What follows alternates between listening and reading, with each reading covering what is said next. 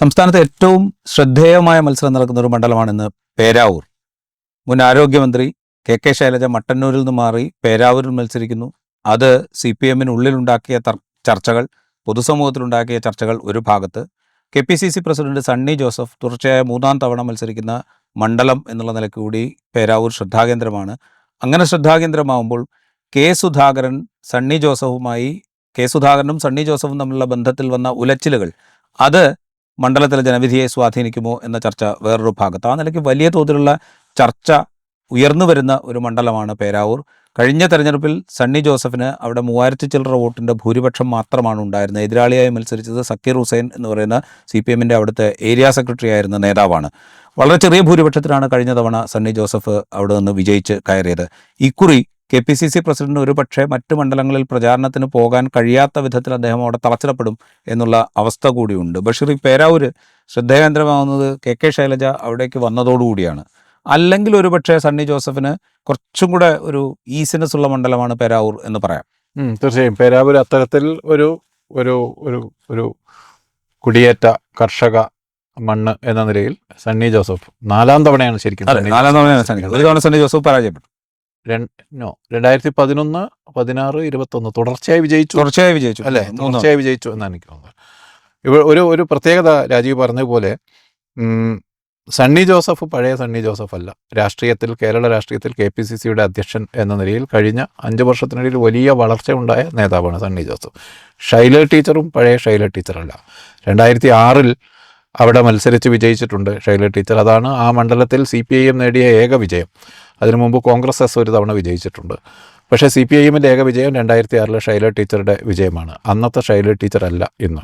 കേരളം ആകെ അറിയപ്പെടുന്ന 2 വലിയ നേതാക്കന്മാരാണ് സണ്ണി ജോസഫും ഷൈല ടീച്ചറും ഇന്ന്. ചെറിയ വ്യത്യാസം മാത്രമേ ഈ മണ്ഡലത്തിലെ വോട്ടിനുള്ളൂ എന്ന പ്രത്യേകതയുണ്ട്. തുടർച്ചയായി കോൺഗ്രസ് വിജയിക്കുന്ന മണ്ഡലമാണെങ്കിലും കോൺഗ്രസിൻ്റെ ഭൂരിപക്ഷം എന്നത് കീഴടക്കാൻ പറ്റാത്തൊരു ഭൂരിപക്ഷമല്ല. അങ്ങനെ ഒരു വ്യത്യാസം അവിടെ ഉണ്ട്. അപ്പോൾ ഇരിട്ടി മുനിസിപ്പാലിറ്റി, മറ്റ് 8 പഞ്ചായത്തുകൾ, ആറളം, അയ്യങ്കുന്ന്, കണിച്ചാർ, കേളകം, കൊട്ടിയൂർ, മുഴക്കുന്ന്, പായം, പേരാവൂർ, ഈ 8 പഞ്ചായത്തുകളും ഇരിട്ടി മുനിസിപ്പാലിറ്റിയും ചേർന്നതാണ് ഇത്. ക്രിസ്ത്യൻ മുസ്ലിം ഭൂരിപക്ഷ വോട്ടാണ് അവിടെ. കുടിയേറ്റ മേഖലയാണ്, കർഷകരുടെ മേഖലയാണ്. കേരളം കാർഷിക മേഖലയും ഗ്രാമീണ മേഖലയും അല്ലെങ്കിൽ ഈ ഹൈ റേഞ്ച് ഉൾപ്പെടെയുള്ള മേഖലയും അഭിമുഖീകരിക്കുന്ന പല പ്രശ്നങ്ങളും നേരിടുന്ന ഒരു പ്രദേശമാണ്. ഇപ്പോൾ വൈൽഡ് ലൈഫ് കാർഷിക മേഖലയിലെ പ്രശ്നങ്ങൾ പോലെ ഇങ്ങനെ പല തരത്തിലുള്ള പ്രശ്നങ്ങൾ നേരിടുന്ന മണ്ഡലമാണ്. പരമ്പരാഗതമായി ഇത് കോൺഗ്രസിനെയും UDF-നെയും പിന്തുണയ്ക്കുന്നുണ്ട്. അങ്ങനെയാണ് അതിൻ്റെ ഹിസ്റ്ററി. 77 മണ്ഡലം വന്നത്. അതിനുശേഷം 2 തവണയാണ് LDF-ന് അവിടെ വിജയിക്കാൻ പറ്റിയത്. ഷൈല ടീച്ചറുടെ ഭൂരിപക്ഷം 1996-ലും 2006-ലും മാത്രം. ഷൈല ടീച്ചർ 2006 നേടിയതും ചെറിയ ഭൂരിപക്ഷം മാത്രമായിരുന്നു. പക്ഷേ ഇത്തവണ പല കാരണങ്ങൾ കൊണ്ട് ഈ മത്സരം വളരെ പ്രധാനപ്പെട്ടതാണ്. ഒന്ന്, ഷൈല ടീച്ചർ മട്ടന്നൂരിൽ തന്നെ തനിക്ക് മത്സരിക്കുന്നുണ്ടെങ്കിൽ മട്ടന്നൂരിൽ മത്സരിക്കും എന്ന് തന്നെയാണ് ടീച്ചറിനെ പാർട്ടിയോട് കമ്മ്യൂണിക്കേറ്റ് ചെയ്തിരുന്നത്. എന്നാൽ ആ സീറ്റ് കൊടുക്കാൻ കഴിയില്ല എന്നതിനെ തുടർന്ന് അവരുടെ തന്നെ സമ്മതപ്രകാരം അങ്ങനെയെങ്കിൽ പേരാവൂർ എന്ന് പറഞ്ഞ് അവർ മത്സരത്തിൽ നിന്ന് പിന്മാറുന്നതിന് പകരം പേരാവൂർ ടീച്ചർ തന്നെ ചൂസ് ചെയ്ത് പേരാവൂരിലേക്ക് പോയി എന്നാണ് ഞാൻ മനസ്സിലാക്കുന്നത്. സണ്ണി ജോസഫിൻ്റെ കാര്യത്തിൽ സുധാകരനിൽ നിന്നുള്ള ഭീഷണി അവിടെ ഉണ്ട് താനും. സുധാകരൻ ഇങ്ങനെ പാർട്ടിയുമായി അതിർത്തിയിൽ നിൽക്കുന്ന ഈ ഘട്ടത്തിൽ പേരാവൂരിലാണ് സുധാകരന് തിരിച്ചടിക്കാവുന്ന ഒരു സ്ഥലം. വേണമെങ്കിൽ അങ്ങനെ ഒരു നീക്കം, ഇപ്പോൾ പാർട്ടിക്ക് എതിരായി ഒരു തരത്തിലുള്ള നീക്കവുമില്ല, UDF-നെ വിജയിപ്പിക്കലാണ് തൻ്റെ ലക്ഷ്യം എന്നൊക്കെ അദ്ദേഹം പ്രത്യക്ഷത്തിൽ പറയുന്നുണ്ടെങ്കിലും അസംതൃപ്തരായ സുധാകരൻ അണികൾ വേണമെങ്കിൽ ഒരു തിരിച്ചടി പാർട്ടിക്ക് കൊടുക്കാമെന്ന് തീരുമാനിച്ചാൽ അതിന് ഏറ്റവും പറ്റിയ സ്ഥലവും പേരാവൂരാണ്. പറ്റിയ സ്ഥലം പേരാവൂർ എന്ന് പറയുമ്പോൾ ഇപ്പോൾ 2011 സണ്ണി ജോസഫ് അവിടെ ജയിക്കുന്നത് 3440 വോട്ടിന് മാത്രമാണ്. പക്ഷേ അതിൽ എനിക്ക് കൗതുകരമായി തോന്നുന്നത് 2016 ഒരു ആൻറ്റി ഇൻകംബൻസി നേരിട്ടുകൊണ്ട് പേരാവൂരിൽ സണ്ണി ജോസഫ് മത്സരിക്കുമ്പോൾ സണ്ണി ജോസഫിൻ്റെ ഭൂരിപക്ഷം 7981 വോട്ടിലേക്ക് വർദ്ധിക്കുകയത്. 2014 പിണറായി വിജയൻ സർക്കാർ ആദ്യ അധികാരത്തിൽ വന്ന 90 സീറ്റിലധികം നേടി അധികാരത്തിൽ വന്ന തെരഞ്ഞെടുപ്പിൽ പേരാവൂരിൽ സണ്ണി ജോസഫിൻ്റെ ഭൂരിപക്ഷം 7981 വർദ്ധിക്കുക ചെയ്തത്. അത് കഴിഞ്ഞ് 2021 വീണ്ടും ഭൂരിപക്ഷം 3172 താഴുകയും ചെയ്തു. ഒരു കൺസിസ്റ്റൻസി അവിടെ കോൺഗ്രസിന് ഇല്ല എന്ന് വേണമെങ്കിൽ പറയാം. പക്ഷേ ഒരു പ്രതികൂല സാഹചര്യത്തിൽ പോലും സണ്ണി ജോസഫിന് ഭൂരിപക്ഷം വർദ്ധിച്ച മണ്ഡലവും കൂടിയാണ് പേരാവൂർ. അപ്പോൾ ആ നിലയ്ക്ക് കോൺഗ്രസിനും UDF നല്ല അടിത്തറയുണ്ട്, സംഘടനാ സംവിധാനമുണ്ട്. അവരെ അനുകൂലിക്കുന്ന ജനവിഭാഗങ്ങളുടെ ഒരു പ്രസൻസ് നല്ലവണ്ണമുള്ള ഒരു മണ്ഡലമാണ് പേരാവൂർ. ആ നിലയ്ക്ക് അത്ര എളുപ്പമല്ല അത് UDF നിന്ന് പിടിച്ചെടുക്കുക എന്ന് പറയുന്നത്. അത് കുടിയേറ്റ മണ്ഡലങ്ങളുടെ പൊതു പ്രത്യേകത കൂടിയാണിത്. വലിയ വ്യത്യാസം അവിടെ കാണിക്കില്ല. ഒരു പൊളിറ്റിക്കൽ, നമ്മൾ നഗരമണ്ഡലങ്ങളെക്കാൾ പൊളിറ്റിക്കലി സ്റ്റേബിളായ മണ്ഡലങ്ങളായിരിക്കും കുടിയേറ്റ മണ്ഡലങ്ങൾ. എങ്ങോട്ടാണോ പൊളിറ്റിക്കൽ ലീനിങ് അത് അവിടെ ഫിക്സഡ് ആയിരിക്കും. അങ്ങനെ ഒരു വ്യത്യാസമുണ്ട്. അപ്പോൾ അത് വെച്ച് പേരാവൂർ എന്നത് പരമ്പരാഗതമായി ഒരു സ്ലൈറ്റ് എഡ്ജ് എല്ലാ കാലത്തും UDFനുള്ള കോൺഗ്രസിനുള്ള മണ്ഡലമാണ്. ഈ UDFനും കോൺഗ്രസിനും എഡ്ജ് എന്ന് പറയുമ്പോൾ ആദ്യഘട്ടത്തിൽ KP നൂറുദ്ദീനാണ് പേരാവൂർ മണ്ഡലത്തിൽ തുടർച്ചയായി ജയിച്ചു വരുന്നത്. കണ്ടിന്യൂസ് ആയിട്ട് KP നൂറുദ്ദീൻ ജയിച്ചു വരുന്നു. അതിനുശേഷം 1-2 ടേമിൽ പ്രൊഫസർ AD മുസ്തഫ ജയിച്ചു വരുന്നു. 996 തോന്നുന്നു AD മുസ്തഫയെ 2006 AD മുസ്തഫയെ പരാജയപ്പെടുത്തിക്കൊണ്ടാണ് ഷൈല ടീച്ചർ ആ മണ്ഡലത്തിൽ ആദ്യമായിട്ട് ജയിക്കുന്നത്. ഒരുപക്ഷെ LDFൻ്റെ ഒരു കൺവിൻസിങ് ജയം എന്ന് പറയുന്നത് 2006 KK ശൈല ടീച്ചർ അവിടെ നിന്ന് നേടിയ വിജയമാണ്. പക്ഷേ 2006 എന്ന് പറഞ്ഞു കഴിഞ്ഞാൽ വലിയ ആൻറ്റി ഇൻകംബൻസി UDF ഫേസ് ചെയ്തൊരു തെരഞ്ഞെടുപ്പായിരുന്നു. ഏതാണ്ട് 100 സീറ്റിനടുത്ത് LDF വിജയിച്ചൊരു തെരഞ്ഞെടുപ്പായിരുന്നു. കേരളത്തിൽ അങ്ങോളം ഇങ്ങോളം UDF തറപറ്റിയൊരു തെരഞ്ഞെടുപ്പായിരുന്നു. അപ്പോൾ ആ തെരഞ്ഞെടുപ്പിൽ മാത്രമാണ് അവിടെ ഒരു കൺവിൻസിങ് ആയിട്ടുള്ള വിജയം, നേരിയ ഭൂരിപക്ഷത്തിലാണെങ്കിൽ പോലും കൺവിൻസിങ് ആയിട്ടുള്ള ഒരു വിജയം LDFന്. അത്തരമൊരു സാഹചര്യം ഇപ്പോഴില്ല എന്നുള്ളൊരു വസ്തുത അവിടെയുണ്ട്.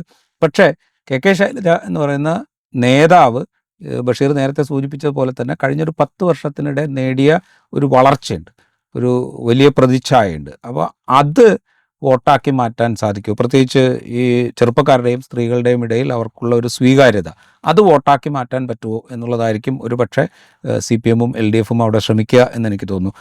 അതിനൊരു സാധ്യത ഉണ്ട് താനും.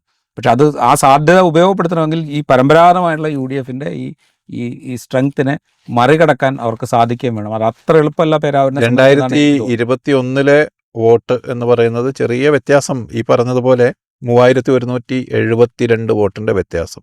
സണ്ണി ജോസഫിന് 66,706, 46.93, അതായത് 47%. സക്കീർ ഹുസൈൻ CPIM 63,534, 44.7%, അതായത് 3% വ്യത്യാസം. സ്മിത ജയമോഹൻ BJP 9,155 വോട്ട്, വളരെ കുറഞ്ഞ വോട്ടേ BJPക്ക് അവിടെ ഉള്ളൂ, 6.44%. അവിടെ STPIക്ക് കൂടി സ്ഥാനാർത്ഥി ഉണ്ടായിരുന്നു, പക്ഷേ 1,500 വോട്ടാണ്, 1,541 വോട്ടാണ് STPIക്ക് കിട്ടിയത്. സണ്ണി ജോസഫിൻ്റെ ഒടുവിലത്തെ ഭൂരിപക്ഷം 3,172, നമ്മൾ നേരത്തെ പറഞ്ഞ. ഇതിൽ നിന്ന് ഇത്തവണ ഷൈല ടീച്ചറുടെ സ്ഥാനാർത്ഥിത്വം കൊണ്ട് എങ്ങനെ വ്യത്യാസപ്പെട്ടിരിക്കും? അത് അല്ല, ഞാനതാ നേരത്തെ പറഞ്ഞു. ഷൈല ടീച്ചറിൻ്റെ സ്ഥാനാർത്ഥിത്വം കൊണ്ട് ഒന്ന് അവരുടെ ഈ സമീപകാലത്തുണ്ടായ വലിയ പ്രതിച്ഛായ, പിന്നെ CPM-ൽ തന്നെ അവർ ഒതുക്കപ്പെടുന്നു എന്നുള്ള തോന്നൽ, ഒരു വനിതാ നേതൃത്വം എന്നുള്ള നിലയിൽ അവർക്കുണ്ട ഒരു വളർച്ച, ഈ രീതിയിലുള്ള വളർച്ച കൊണ്ട് സ്ത്രീകളുടെ ഇടയിലും ചെറുപ്പക്കാരുടെ ഇടയിലും കൂടുതൽ സ്വാധീനം ഉണ്ടാക്കാൻ സാധിക്കും എന്നുള്ളതായിരിക്കും CPM-ൻ്റെയും LDF-ൻ്റെയും പ്രതീക്ഷ. ഒരുപക്ഷെ ഷൈല ടീച്ചറും അത് പ്രതീക്ഷിക്കുന്നുണ്ടാവും. അത് കൺവേർട്ട് ചെയ്യാൻ സാധിക്കുകയാണെങ്കിൽ വലിയൊരു അട്ടിമറിക്ക് അവിടെ അതൊരു ഇമ്മീഡിയറ്റ് ആയിട്ട് കൺവേർട്ട് ചെയ്യാവുന്ന ഒരു സംഗതിയാണോ? അപ്പോൾ ഒന്നാം പിണറായി സർക്കാരിൻ്റെ കൂടെ ആ കോവിഡ് നിപ്പ കാലത്ത് അത് മാനേജ് ചെയ്ത ആരോഗ്യവകുപ്പ് മന്ത്രി എന്ന നിലയിൽ അവരുണ്ടാക്കിയ പ്രതിച്ഛായയാണ് അവരുടെ പൊളിറ്റിക്കൽ അസറ്റ്, അവരുടെ ഒരു കാൻഡിഡേറ്റ് എന്ന നിലയിലുള്ള അവരുടെ അസറ്റ്. അതിനുശേഷം അവർ പാർട്ടിയിൽ വലിയ ഭൂരിപക്ഷത്തിന് മട്ടന്നൂരിൽ നിന്ന് തിരഞ്ഞെടുക്കപ്പെട്ടതിന് ശേഷം അവർ പാർട്ടിയിൽ തഴയപ്പെട്ടു, അവർ മന്ത്രിസഭയിലേക്ക് വന്നില്ല. അതിനുശേഷം ഒരു തെരഞ്ഞെടുപ്പിൽ മത്സരിച്ചു, ലോക്സഭാ തെരഞ്ഞെടുപ്പിൽ. ആ തെരഞ്ഞെടുപ്പിൽ അതിദയനീയമായാണ് പരാജയപ്പെട്ടു, വലിയ വോട്ടിന്റെ വ്യത്യാസത്തിന് പരാജയപ്പെട്ടു. ഇത്തവണ പാർട്ടി സെലിബ്രേറ്റ് ചെയ്തൊരു സ്ഥാനാർത്ഥിയെ കൊണ്ടുപോയി പേരാവൂരിൽ നിർത്തിയതല്ല എന്ന് എല്ലാവർക്കും അറിയാം. ഒരു ധാരണയുടെ പുറത്ത് ഷൈല ടീച്ചർ ഒഴിവാക്കി എന്ന ഒരു ചീത്തപ്പേര് ഒഴിവാക്കുന്നതിൻ്റെ കൂടി ഭാഗമായി അവരെ പ്ലേസ് ചെയ്തിരിക്കുകയാണ് എന്ന് പാർട്ടിക്കകത്ത് അതങ്ങനെയാണ്. അപ്പോൾ അങ്ങനെ ഒരു പഴയ സൽപ്പേരിൻ്റെ പുറത്ത്, ഗുഡ് വില്ലിൻ്റെ പുറത്ത് 2016 മുതൽ 21 വരെ ആരോഗ്യമന്ത്രിയായിരുന്ന കാലത്ത് ചെയ്ത കാര്യങ്ങളുടെ പുറത്ത് 5 വർഷത്തിന് ശേഷം തഴയപ്പെട്ട, പിന്നീട് പരാജയപ്പെട്ട ഒരു വനിതാ രാഷ്ട്രീയ പ്രവർത്തകർക്ക് അങ്ങനൊരു സ്വീകാര്യത കിട്ടും, അതിൻ്റെ പുറത്തൊരു സ്വീകാര്യത കിട്ടുമെന്ന് പറയാൻ കഴിയുമോ? അങ്ങനെ സ്വീകാര്യത കിട്ടും എന്ന് നമുക്ക് പറയാൻ കഴിയില്ല. അതുകൊണ്ട് തന്നെയാണ് ഞാൻ പറഞ്ഞത് അവരുടെ ഒരു പ്രതീക്ഷയാണ്. പക്ഷെ അതിന് ഈ UDF ഒരു പരമ്പരാഗത ബേസിനെ മറികടക്കാൻ പാകത്തിലേക്ക് ആ പ്രതീക്ഷ വളരുമോ എന്നുള്ളത് നമ്മൾ കാത്തിരുന്ന് കാണേണ്ട കാര്യമാണ്. അത് ഒന്നാമത്തെ കാര്യം. രണ്ടാമത്തെ പ്രശ്നം, ബഷീർ നേരത്തെ സൂചിപ്പിച്ച ഈ മേഖല, വന്യമൃഗങ്ങളും മനുഷ്യരും വന്യമൃഗങ്ങളും തമ്മിലുള്ള സംഘർഷം നിരന്തരം റിപ്പോർട്ട് ചെയ്യപ്പെട്ട മേഖല അവിടെ ധാരാളമായിട്ടുണ്ട്. ഇപ്പോൾ ആറളമാണെങ്കിലും കേളകമാണെങ്കിലും ഒക്കെ ഇത്തരം വാർത്തകൾ വന്നിട്ടുണ്ട്. അത് അവിടുത്തെ ജനങ്ങളുടെ ഒരു നിരന്തര പ്രശ്നമാണ്. ഇത് പരിഹരിക്കാൻ സാധിക്കുന്നില്ല എന്നുള്ളതിൻ്റെ ഒരു പ്രോബ്ലം, അതിൻ്റെ പ്രാഥമികമായ ഉത്തരവാദിത്വം അവർ സംസ്ഥാന ഗവൺമെൻറ്റിൽ തന്നെയാണ് കാണുക. അപ്പോൾ ആ ഗവൺമെൻറ്റിൻ്റെ ഭാഗമായി നിൽക്കുന്ന, ഗവൺമെൻറ്റിൻ്റെ പാർട്ടല്ലെങ്കിൽ പോലും ആ മുന്നണിയുടെ ഭാഗമായി നിൽക്കുന്ന ഒരാൾ മത്സരിക്കുമ്പോൾ സ്വാഭാവികമായിട്ടും അതിനോടുള്ള പ്രതിഷേധം ഉണ്ടാകാനുള്ള സാധ്യത അവിടെ നിലനിൽക്കുന്നു. അതോടൊപ്പം ഇതേ പ്രശ്നം സണ്ണി ജോസഫിനും ഒരു തലവേദനയായിട്ട് വരും. കാരണം കഴിഞ്ഞ 3 ടേമിൽ അവിടെ MLA ആയിട്ടിരിക്കുന്നത് സണ്ണി ജോസഫാണ്. 3 ടേമിൽ MLA ആയിട്ടിരുന്നിട്ടും ഈ പറയുന്ന മാൻ അനിമൽ കോൺഫ്ലിക്റ്റ് പരിഹരിക്കാൻ പാകത്തിൽ എന്തെങ്കിലും പ്രോജക്റ്റുകൾ അവിടെ നടപ്പാക്കാൻ സാധിച്ചില്ല എന്നുള്ള പ്രോബ്ലം സണ്ണി ജോസഫിനും വരും. അപ്പോൾ ഇതിൻ്റെ ഈ ഉത്തരവാദിത്വം LDFനുള്ളതുപോലെ തന്നെ അവിടുത്തെ സിറ്റിംഗ് MLA സണ്ണി ജോസഫും നേരിടേണ്ടി വരും. പൊളിറ്റിക്കലി വേറൊരു കാര്യം കൂടിയുണ്ട്. നേരത്തെ സൂചിപ്പിച്ച പോലെ സുധാകരൻ KPCC പ്രസിഡന്റ് സ്ഥാനം ഒഴിയുമ്പോൾ സുധാകരൻ്റെ ഒരു നോമിനി എന്നുള്ള നിലയ്ക്ക് കൂടിയാണ് സണ്ണി ജോസഫ് KPCC പ്രസിഡന്റ് സ്ഥാനത്തേക്ക് വരുന്നുണ്ട്. മറ്റു പരിഗണനകൾ, അതായത് കോൺഗ്രസ് എല്ലാ കാലത്തും നോക്കാറുള്ളത് പോലെ മറ്റു പല സാമുദായിക പരിഗണനകളും ഉണ്ടായിരുന്നെങ്കിൽ പോലും സണ്ണി ജോസഫിനൊപ്പം പരിഗണിക്കപ്പെട്ട ആളുകളെ മാറ്റി നിർത്തിക്കൊണ്ട് സണ്ണി ജോസഫ് എന്ന പേരിലേക്ക് സീറോ ഇൻ ചെയ്യുന്നതിൽ സുധാകരൻ്റെ ഒരു താല്പര്യവും കൂടി ഉണ്ടായിരുന്നു. കാരണം സുധാകരൻ്റെ അടുത്ത ആളായിട്ടാണ് സണ്ണി ജോസഫ് അറിയപ്പെട്ടിരുന്നത്. പക്ഷേ അതിനുശേഷം സുധാകരൻ്റെ സ്ഥാനാർത്ഥിത്വവുമായി ബന്ധപ്പെട്ട കാര്യങ്ങളിൽ കണ്ണൂരിൽ KPCC പ്രസിഡന്റ് സ്ഥാനം ഒഴിയുമ്പോൾ അദ്ദേഹത്തിന് കണ്ണൂരിൽ നിയമസഭാ സീറ്റിലേക്ക് മത്സരിക്കാൻ അവസരം കൊടുക്കാം എന്നുള്ള വാഗ്ദാനം ഉണ്ടായിരുന്നു എന്ന റിപ്പോർട്ടുകളുണ്ട്. അദ്ദേഹത്തിൻ്റെ സ്ഥാനാർത്ഥിത്വവുമായി ബന്ധപ്പെട്ട് കുറേ അനിശ്ചിതത്വങ്ങളുണ്ടായി. അതിലൊക്കെ സണ്ണി ജോസഫ് എടുത്ത സ്റ്റാൻഡ് സുധാകരന് അത്രത്തോളം സ്വീകാര്യമായിരുന്നില്ല എന്ന് നമുക്കറിയാം. അപ്പോൾ സുധാകരനാകട്ടെ കണ്ണൂരിൽ വലിയ അത്യാവശ്യം സ്വാധീനമുള്ള, അവിടുത്തെ കേഡർമാർക്കിടയിൽ സ്വാധീനമുള്ളൊരു നേതാവാണ്. അദ്ദേഹത്തിൻ്റെ അതൃപ്തി ഏതെങ്കിലും തരത്തിൽ പേരാവൂരിൽ പ്രതിഫലിക്കുമോ എന്നുള്ളതുകൂടെ കാത്തിരുന്ന് കാണേണ്ടതാണ്. അങ്ങനെ ഉണ്ടെങ്കിൽ അത് സണ്ണി ജോസഫിനെ ചെറുതല്ലാത്ത പ്രയാസത്തിലാക്കും എന്നാണ് എനിക്ക് തോന്നുന്നത്. അതേസമയം ഇതൊരു ഹിന്ദു വോട്ടിന് വളരെ ന്യൂനപക്ഷവും ക്രിസ്ത്യൻ മുസ്ലിം വോട്ട് മഹാഭൂരിപക്ഷവുമുള്ളൊരു മണ്ഡലമാണ്. അപ്പോൾ ക്രിസ്ത്യൻ മുസ്ലിം വോട്ടിൻ്റെ ലീനിങ് എങ്ങോട്ടാണോ അതിനനുസരിച്ചാണ് ആ മണ്ഡലം തീരുമാനമെടുക്കുക. അത് വെച്ച് നോക്കുമ്പോൾ അതിനെ രാഷ്ട്രീയമായി ആർക്ക് മുതലെടുക്കാൻ കഴിയും? ഇപ്പോഴത്തെ ഒരു സെനാരിയോ വെച്ച് നോക്കുകയാണെങ്കിൽ അത് UDFന് മുതലെടുക്കാൻ കഴിയും എന്ന് തന്നെയാണ് ഞാൻ വിചാരിക്കുന്നത്. കാരണം ഇപ്പോൾ സഭാ നേതൃത്വത്തിൻ്റെ പല നിലപാടുകളും, പ്രത്യേകിച്ച് ഇപ്പോൾ തലശ്ശേരി രൂപതയുടെ അധ്യക്ഷനൊക്കെ നിരന്തരം സർക്കാരിനെതിരെ വിമർശിച്ചുകൊണ്ടിരിക്കുന്നുണ്ട്. അതിലേറ്റവും പ്രധാനപ്പെട്ട കാര്യങ്ങളിൽ ഒന്ന് ഈ മാൻ അനിമൽ കോൺഫ്ലിക്റ്റ് തന്നെയാണ്. പിന്നെ മറ്റ് പല വർഗീയമായ വിഷയങ്ങളും ഉന്നയിക്കപ്പെട്ടത് നമ്മളുടെ ശ്രദ്ധയിലുണ്ട്. അപ്പോൾ ഇത്തരം സാഹചര്യം അവിടെ നിൽക്കുന്നു. പിന്നെ മുസ്ലിം ന്യൂനപക്ഷം 2021 പോലെ LDFുമായി അത്ര അടുപ്പത്തിലാണോ എന്ന സംശയം അവിടെ നിലനിൽക്കുന്നു. ഈ 2 ഘടകങ്ങളും ഒരു പക്ഷേ അനുകൂലമാവുക UDFന് തന്നെ. അതായത് രാഷ്ട്രീയ ഘടകങ്ങളും പ്രാദേശികമായ പ്രശ്നങ്ങളുമെല്ലാം ഒരു പക്ഷേ UDFന് അനുകൂലമായിട്ടായിരിക്കും. എന്നാൽ വ്യക്തിപ്രഭാവം എന്ന ഒരു കാര്യത്തിൻ്റെ പുറത്ത് ഒരു 3 വർഷം തുടർച്ചയായി ഭരിച്ച ഒരു MLAക്കെതിരെയുള്ള ഒരു ആൻറ്റി ഇൻകംബൻ്റ് ഫീൽ കൂടി ഉണ്ടെങ്കിൽ അതിനെതിരെയുള്ള ഒരു ഫീൽ അല്ലെങ്കിൽ അത്തരത്തിലുള്ള ഏതെങ്കിലും തരത്തിൽ സ്വാധീനിക്കുന്ന ഒരു സാഹചര്യമുണ്ടെങ്കിൽ അത് ഷൈല ടീച്ചർക്ക് അനുകൂലമായി വരാനും സാധ്യതയുണ്ട്. എന്തായാലും ഈ ഷൈല ടീച്ചറുടെ ഒരു എൻട്രി അവിടെ ഒരു പക്ഷേ ഈ CPM LDF പ്രവർത്തകരിൽ ഒരാവേശം ഉണ്ടാക്കിയിട്ടുണ്ടാകാം. നേരത്തെ ബഷീർ സൂചിപ്പിച്ചതുപോലെ തന്നെ അവരെ മത്സരിപ്പിക്കാതിരുന്നാൽ ഉണ്ടാകാനിടയുള്ള ഒരു ബാക്ക്ലാഷ് കണക്കിലെടുത്തായിരിക്കും ഒരുപക്ഷെ പേരാവൂരിൽ അവരെ പ്ലേസ് ചെയ്തിട്ടുണ്ടാവുക. ഷൈല ടീച്ചർ തന്നെയും പാർട്ടി അങ്ങനെ തീരുമാനിച്ചു, അതുകൊണ്ട് അവിടെ പോയി മത്സരിക്കാതെ നിൽക്കുന്നതിനേക്കാൾ നല്ലത് പേരാവൂരിൽ മത്സരിക്കാം എന്ന് തീരുമാനിച്ചതുമാകാം. പക്ഷെ എങ്കിൽ പോലും അവർക്കിപ്പോൾ പാർട്ടി അണികൾക്കിടയിലും LDF പ്രവർത്തകർക്കിടയിലും 5 വർഷം മുമ്പുള്ള സ്വീകാര്യതയല്ല ഇപ്പോൾ ഉള്ളത്. പക്ഷേ എങ്കിൽ പോലും അവർ സ്വീകാര്യത ഉള്ള ഒരു നേതാവാണ്. അത് ആ പ്രവർത്തകർക്കിടയിൽ ഉണ്ടാക്കിയിരിക്കുന്ന ഒരു എനർജിയുണ്ട്. ആ എനർജിയെ കൺവേർട്ട് ചെയ്യാൻ സാധിച്ചു കഴിഞ്ഞാൽ ഒരു ടഫ് ഫൈറ്റ് ഒരുപക്ഷെ ഉണ്ടാവാം. നമ്മളിപ്പോൾ 2021 കണ്ടതിനേക്കാൾ കുറഞ്ഞൊരു ഭൂരിപക്ഷത്തിനായിരിക്കും ഒരുപക്ഷെ അവിടെ വിജയി നിശ്ചയിക്കപ്പെടുക എന്നാണ് എനിക്ക് തോന്നുന്നത്. പിന്നെ വേറൊരു കാര്യം കൂടെ നമ്മൾ ശ്രദ്ധിക്കണം. ഈ മലയോര ഹൈവേയുമായി ബന്ധപ്പെട്ട് നടത്തിയ പ്രവർത്തനങ്ങൾ, അതിൻ്റെ കുറേ ആക്ടിവിറ്റീസ് കഴിഞ്ഞ 2 സർക്കാരിൻ്റെ കാലത്തായിട്ട് നടന്നിട്ടുണ്ട്. ഇതിൻ്റെ ഗുണഫലം അനുഭവിക്കുന്ന ഒരു ഏരിയ കൂടിയാണ് ഈ പറയുന്ന പേരാവൂർ മണ്ഡലം.